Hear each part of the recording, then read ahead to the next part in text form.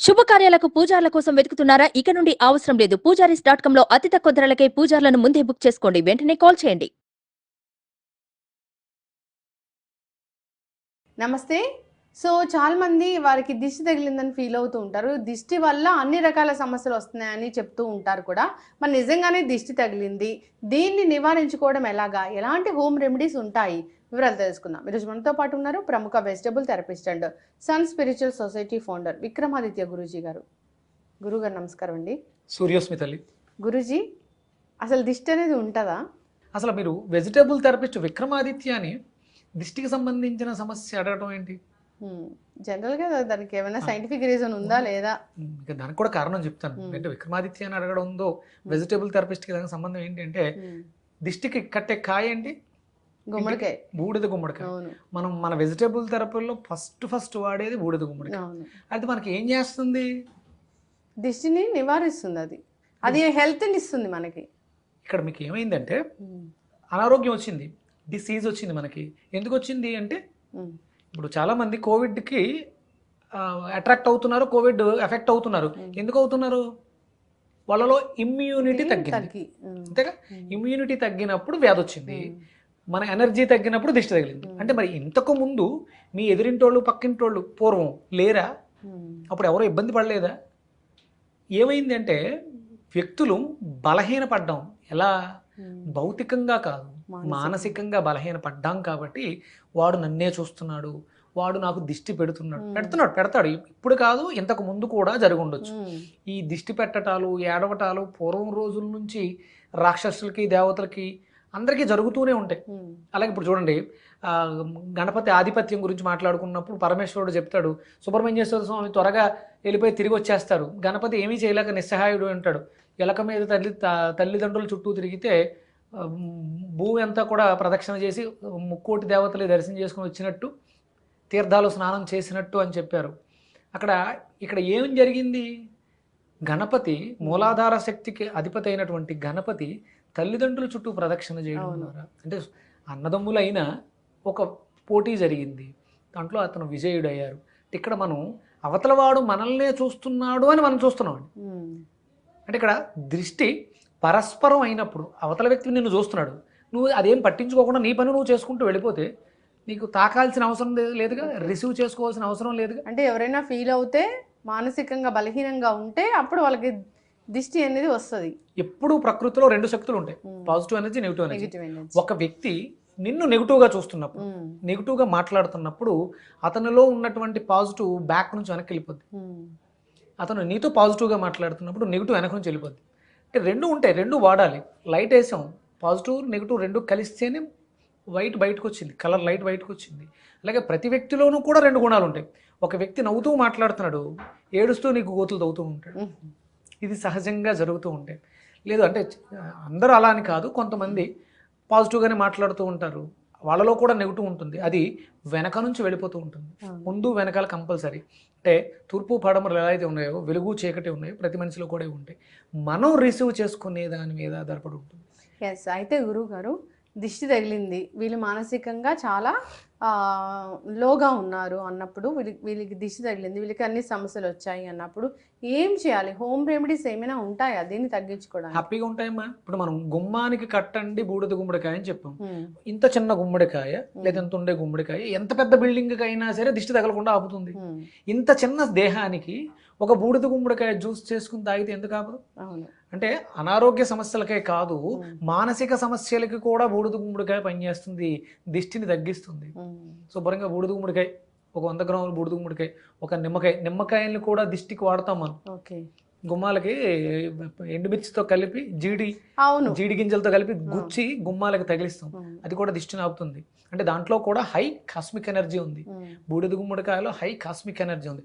మనం energy week అవడం వల్ల అవతల వ్యక్తి యొక్క నెగిటివ్ ఎనర్జీ మనల్ని డిస్టర్బ్ చేస్తుంది. ఇవి రెగ్యులర్గా తీసుకుంటే, ఎవరికైతే దిష్టి బాగా తొలగుతుంది అని ఫీలింగ్లో ఉన్నారో వాళ్ళు రెగ్యులర్గా బూడిద గుమ్మడికాయ, నిమ్మకాయ కలిపి జ్యూస్ చేసుకుని తాగండి. ఓకే.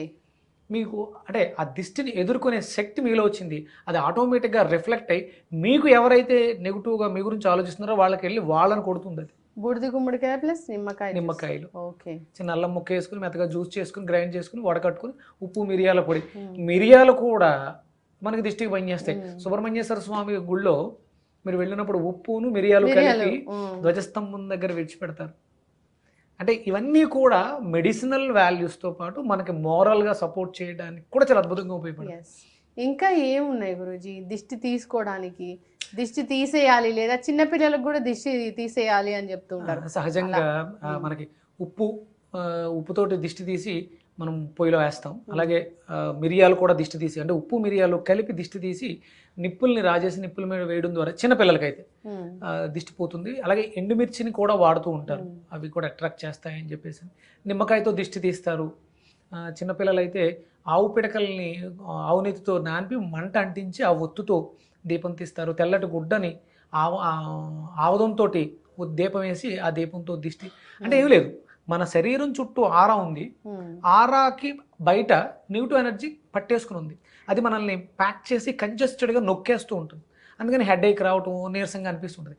ఎప్పుడైతే ఒక ప్రమిదలో ఆవదం వేసి ఒత్తు వెలిగించి ఆ మనిషి చుట్టూ తిప్పుతామో, ఇందులో ఉన్నటువంటి కాస్మిక్ ఎనర్జీ లైట్ మన ఆరా పైన ఉన్నటువంటి నెగిటివ్ ఎనర్జీని డిస్ట్రాయ్ చేస్తుంది.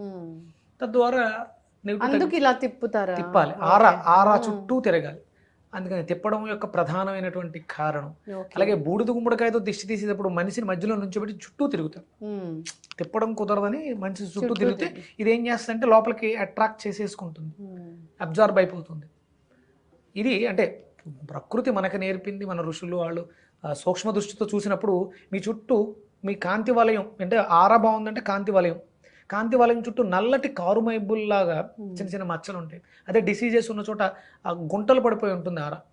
ఇవి ఇలా క్లియర్ చేయడం ద్వారా ఆ గుంటల్లో ఉన్నటువంటి నెగిటివ్ ఎనర్జీ మన శరీరం చుట్టూ, శక్తి శరీరం చుట్టూ ఉన్నటువంటి ఆరా ఏదైతే ఉందో దాంట్లో ఉన్నటువంటి ఆ నెగిటివ్ అంతటిని కూడా ఇవి హై కాస్మిక్ ఎనర్జీతో ఉన్నాయి. మీ భావోద్వేగం ఏంటి? నెగిటివ్ తీసేయాలి, ఎక్స్ట్రాక్ట్ అబ్జార్బ్ అంటే నా శరీరం చుట్టూ ఉన్నటువంటి ప్రతికూల శక్తిని అంతటిని కూడా పీల్ చేసుకో అని దీనికి చెప్పడం వల్ల, దీనికి స్పృహ ఉంది, ఎనర్జీ ఉంది కాబట్టి అది పీల్చుకుంటుంది. దాన్ని పూర్తిగా తీసేసిన తర్వాత మనం ఊరికి దూరంగా ఎవరికి మళ్ళీ దాన్ని పారవేయడం ద్వారా ఎవరికి ఆ బయట వాళ్ళకి ఇబ్బంది కలగకుండా మురుగు కాలువల్లోనూ వాటిల్లోనూ దాన్ని విసిరేయడం ద్వారా మనం నిర్మూలించుకోవచ్చు, ఎవరికి ఇబ్బంది కలగకుండా కూడా చేయొచ్చు. ఖచ్చితంగా గురువు గారు. సో దిష్టి అనేది అది మన మనసుకు సంబంధించింది. మనం మానసికంగా స్ట్రాంగ్గా ఉండాలి. అవతల వాళ్ళు చాలా స్ట్రాంగ్గా దిష్టి పెట్టినప్పుడు దాన్ని డిఫరెంట్ వేస్ ఉన్నాయి, మెథడ్స్ ఉన్నాయి తగ్గించుకోవడానికి. ఒకటి ఏంటంటే మనం బలహీనలు ఎందుకు అయ్యాము అంటే చింతన తగ్గిపోయింది. ఏ చింతన? దైవీకమైనటువంటి చింతన తగ్గిపోయింది. కాబట్టి అంటే నేనే, ఇదంతా నాదే, నేను గొప్పవాడిని కాబట్టి ఈ స్థితికి వచ్చాను. ఇలా చాలామంది ఇంతకన్నా గొప్పగా కష్టపడిన వాళ్ళు ఉన్నారు. కానీ దైవానుగ్రహం, డివైన్ ఎనర్జీ, అంటే దేవుడు అంటే సాయిబాబు, వెంకటేశ్వర స్వామి, వీళ్ళ గురించి నేను మాట్లాడట్లా. దైవ శక్తి, డివైన్ ఎనర్జీని నువ్వు చాంటింగ్ ద్వారా, రిపీట్ చేయడం ద్వారా. ఇప్పుడు నేను ఇక్కడికి పిలవాలమ్మా, నేను ఇలా చూస్తుంటే వచ్చేస్తావు, రావుగా, ధనలక్ష్మి రామ్మ అని పిలవాలి. ఎక్కడున్న వాళ్ళైనా అంటే ఆ పేరు, ఆ వ్యక్తి యొక్క పేరును పెట్టి పిలిస్తే ఆ మనిషి ఇక్కడికి వచ్చినప్పుడు డివైన్ ఎనర్జీ అనేది ప్రకృతి అంతా కూడా వ్యాపించి ఉంది. అది నాకు కావాలి అన్నప్పుడు ఆకలేస్తుంది అమ్మ అని అడిగితే కానీ అన్నం పెట్టదు కదా, తెలియదు. అంటే చిన్నపిల్లలు ఏడుస్తారు, అంటే ఏడుపు ద్వారా ఆకలిని వ్యక్తపరుస్తారు. ఇది మనం నామస్మరణ ద్వారా శక్తిని కావాలి అని వ్యక్తపరచడం. శ్రీరామ శ్రీరామ శ్రీరామ రామ రామ రామ అంటూ ఉంటే ఆ రాముడి యొక్క తత్వంతో పాటు ఆ శక్తి నాలో ప్రవేశించి నన్ను శక్తివంతుణ్ణి చేస్తుంది. రాముడు యుద్ధం చేశాడు, రావణాసుడితో గెలిచాడు.